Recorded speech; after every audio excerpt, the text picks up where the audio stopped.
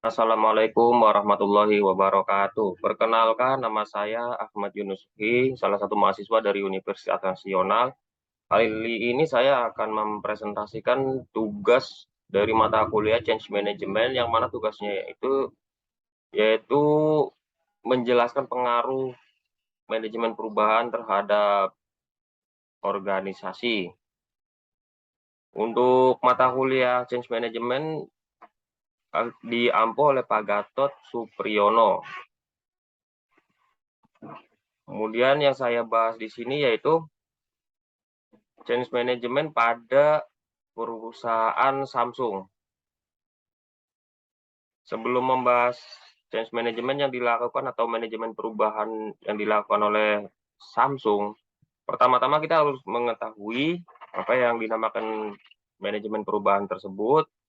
Di sini dijelaskan yaitu definisi manajemen perubahan, yaitu suatu upaya yang dilakukan manajemen guna melakukan perubahan berencana dengan menggunakan jasa atau bekerja sama dengan intervenis atau konsultan, agar organisasi tersebut tetap survive dan bahkan mencapai puncak perkembangannya.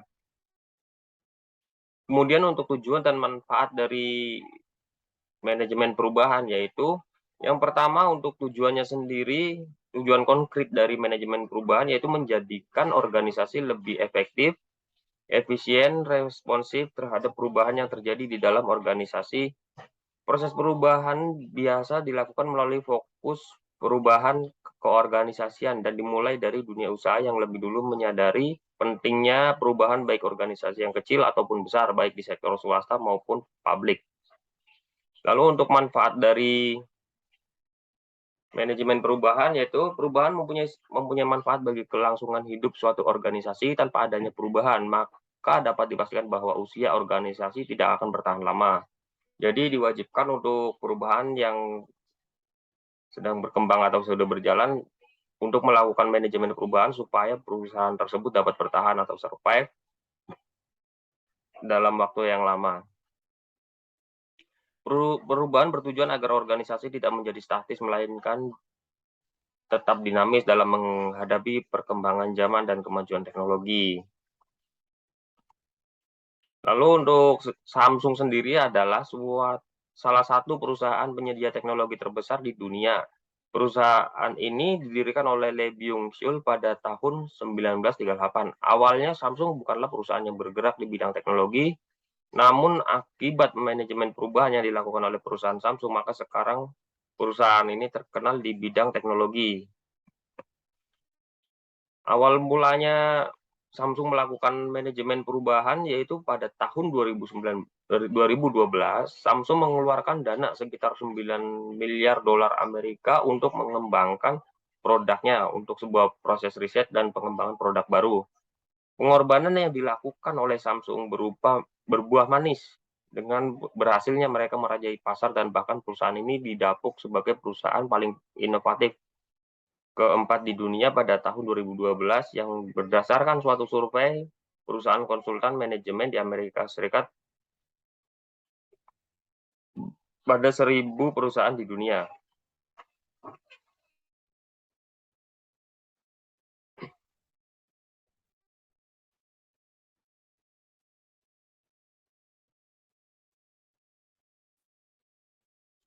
Lalu Samsung memiliki sistem organisasi riset dan pengembangan yang luar biasa yang dinamakan The Samsung Advanced Institute of Technology atau Institut Teknologi Tingkat Lanjut Samsung. Organisasi ini memiliki 3 lapisan, yaitu tingkat kompetensi teknologi Samsung pada pusat era bisnis, mengidentifikasi mesin pengembangan untuk waktu yang akan datang, dan menjaga keamanan dan manajemen teknologi.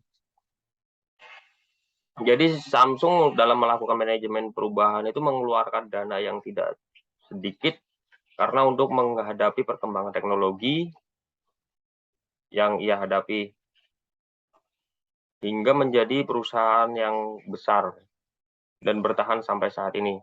Lalu apa saja yang menjadi alasan Samsung dalam melakukan manajemen perubahan? Itu yang diantaranya adalah yang mempengaruhi perubahan pada Samsung, itu yang diantaranya yang pertama adalah peluang atau opportunity. pada peluang ini, daya beli dan respon masyarakat yang tinggi terhadap perubahan pasar dalam kurung era digitalisasi. Jadi dalam menghadapi era digitalisasi, Samsung melakukan manajemen perubahan dan riset segala macamnya untuk mempertahankan daya beli dan respon masyarakat atau konsumen. Yang kedua, produk yang disesuaikan dengan pangsa pasar dalam menyuguhkan untuk menambah kepuasan terhadap konsumennya. Yang dalam artian yaitu produk selalu up to date dengan desain dan fungsinya supaya pasarnya itu merasa puas terhadap produk yang dikeluarkan oleh Samsung. Itu yang mempengaruhi perubahan pada Samsung. Lalu yang ketiga adalah tingkat gengsi konsumen untuk memenuhi keinginan konsumen yang selalu ingin produk baru dan canggih. Dalam hal ini Samsung dalam risetnya selalu meningkatkan produk baru yang begitu bagus sehingga dapat bertahan sampai sekarang dengan kecanggihan-kecanggihan yang hanya mungkin dimiliki oleh Samsung. Kemudian ada yang terakhir yaitu produk yang memudahkan konsumen dalam melakukan kegiatannya sekaligus dapat memenuhi kebutuhannya. Jadi Samsung dalam membaca peluang itu selalu membaca bagaimana produk yang dihasilkan oleh Samsung itu dapat bermanfaat dan usability bagi para konsumennya. Dalam artian supaya dapat mempermudah konsumen dalam melakukan aktivitas sehari-hari. Dan kemudian yang mempengaruhi perubahan pada Samsung sendiri yaitu yang kedua adalah ancaman atau threat. Di antaranya yaitu munculnya produk yang menawarkan harga lebih murah dan black market barang tiruan sehingga brand Samsung image-nya menjadi ternodai, yang dalam artian sekarang banyak produk-produk yang mengikuti teknologi Samsung tapi dengan harga yang murah. Dan itu dilakukan manajemen perubahan yang lebih detail lagi untuk Samsung. Kemudian ada teknologi yang lebih inovatif dan beberapa teknologi yang mudah ditiru, memungkinkan perpindahan selera konsumen terhadap beberapa pilihan merek. Dalam ini contohnya yaitu pada HP Samsung yang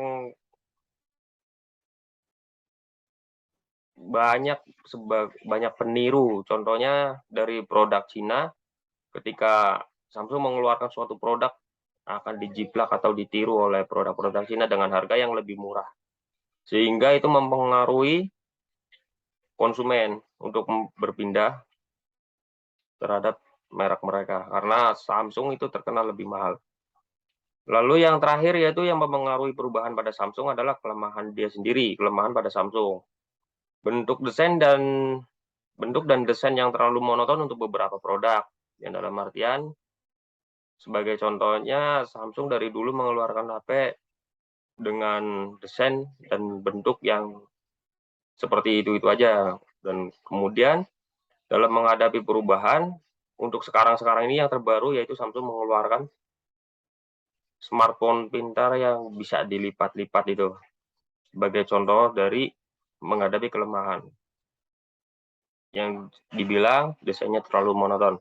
Kemudian yang terakhir yaitu teknologi yang diciptakan Samsung mudah ditiru sehingga mudah memunculkan pesaing baru. Dalam hal ini untuk perangkat Samsung sendiri itu banyak penirunya, jadi itu perlu dilakukan manajemen perubahan dan riset yang lebih mendalam untuk mempertahankan gimana caranya supaya produk tersebut itu tidak dapat ditiru oleh brand lain. Ya demikian untuk penjelasan saya mengenai pengaruh perubahan, manajemen perubahan pada PT Samsung. Kurang lebihnya saya mohon maaf, saya ucapkan terima kasih. Wassalamualaikum warahmatullahi wabarakatuh.